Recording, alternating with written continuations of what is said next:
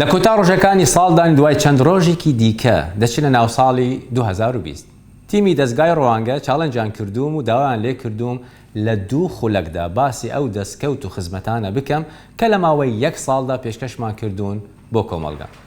هەوڵەدەم زۆر بە خێرایی دیارترین پرۆژە و داتاکان بخەمە ڕوو. با بزانین دەتوانم؟ یاڵڵا دەست پێ بکەم. لە ماوەی 1 ساڵدا و لە 4 بواردا پەروەردە لاوان ژینگە و کەسانی لێ قەوما و کارمان کردووە. 5,000 هەلی کارمان بڵاو کردوتەوە. زیاتر لە 800 کەسمان لەسەر کار دامەزراوە. 516 حەوزی ئاوی خواردنەوەمان پاکردوتەوە. زیاتر لە 500 نەمام و دارمان چاندووە. زیاتر لە 20 هەڵمەتی هۆشیاری ژینگەیمان ئەنجام داوە. پێداویستی نزیکەی 100 قوتابخانەمان دابین کردووە و نۆژینکردنەوەی سەرەتاییمان بۆ کردیە. قوتابخانەیەکی 18 پۆلیمان دروست کردووە. 7 کتێبمان بە تیراژی 15,000 چاپ کردووە. بە سەدان پرسیار و وەڵامی وزاریمان بۆ قوتابیانی پۆلی 9 و 12 ئامادە کردووە. زیاتر لە 50 وانەی ڤیدیۆیمان لە بابەتەکانی ئینگلیزی، کیمیا، فیزیا و بیرکاری بۆ پۆلی 12 بەرهەمهێناوە.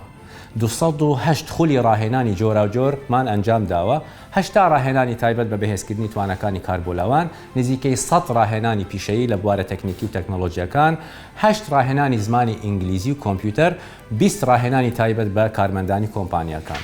ڕاهێنانمان بۆ زیاتر لە 3420 کەس ئەنجام داوە. 1700 کارخاز، 300 کارمەندی کۆمپانیا و 1520 لاو. نەوت و پێداویستی خوێندنمان بۆ 149 قوتابخانە دابین کردووە. بڕوانامەی ڕێزلێنان بە زیاتر لە 300 خۆبەخش بەخشیوە. هاوکاری سەدان منداڵی بێسەرپەرشت وەکەم دەرامەت و خاوەن پێداویستی تایبەتمان بە ڕێگای جیاوازەوە کردووە. بە شێوازی گشتی لە 2019 35 پرۆژەمان ئەنجام داوە و نزیکەی 500,000 کەس سوودمەند بوون.